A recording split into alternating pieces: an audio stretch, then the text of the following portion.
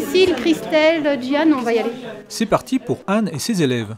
Dans quelques minutes, ces musiciens amateurs se produiront sur la scène du théâtre municipal de Goussainville.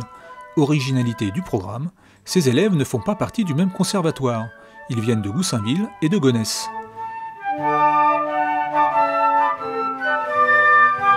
On n'a jamais travaillé ensemble, donc là c'est vraiment un début, c'est quelque chose qui s'allume, je pense qu'on va essayer de garder la flamme et voilà, et monter les choses. Il faut juste avoir conscience qu'il faut du temps, là c'est le temps cette année que les gens déjà prennent leurs repères, s'organisent parce que bon, il faut aller dans une autre commune pour les répétitions, il y a quand même pas mal de choses à gérer et puis après je pense qu'il va y avoir des liens qui vont se créer entre les musiciens.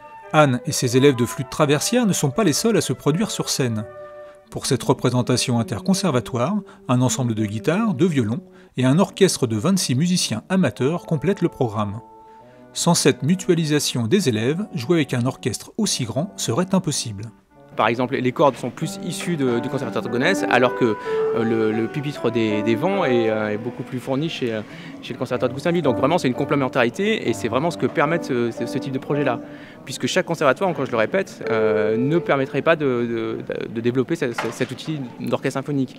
Et du coup, quand même, ça permet alors à la fois d'avoir une pratique en amateur sur le territoire, et ça c'est vraiment ce qu'on souhaite impulser pour avoir une dynamique sur le territoire, une dynamique culturelle, et puis après permettre aussi aux élèves, lorsqu'ils quittent le conservatoire, d'avoir une activité de musicien, une activité artistique, participer à la vie du territoire, c'est ça qui nous importe. Mises en place à la rentrée scolaire 2016, ces rencontres interconservatoires ont pour ambition de faire grandir leurs élèves à travers une pratique artistique motivante et valorisante. Ici, pas de performance. Certains de ces musiciens en herbe n'ont que 2 années de pratique. Ils sont là pour apprendre à jouer ensemble et se faire plaisir. Ces ensembles et orchestres sont avant tout pédagogiques.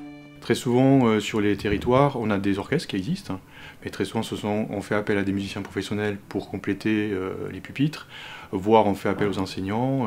Là, la démarche serait vraiment d'être dans quelque chose de spontané.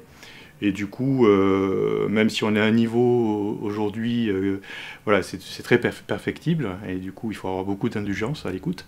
Mais néanmoins, l'idée serait de pouvoir construire quelque chose qui soit dédié et qui valorise le travail de l'élève. Voilà, c'est ce qui est le plus important. Et effectivement, sur le territoire, il serait intéressant d'avoir ce type d'ensemble, qui n'existe pas jusqu'à présent.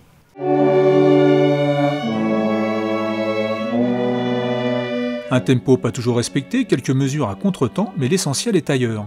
Ces musiciens amateurs venus de conservatoires différents ont pu jouer du Pachelbel et du Vivaldi ensemble, dans une grande formation, et cela vaut bien quelques applaudissements.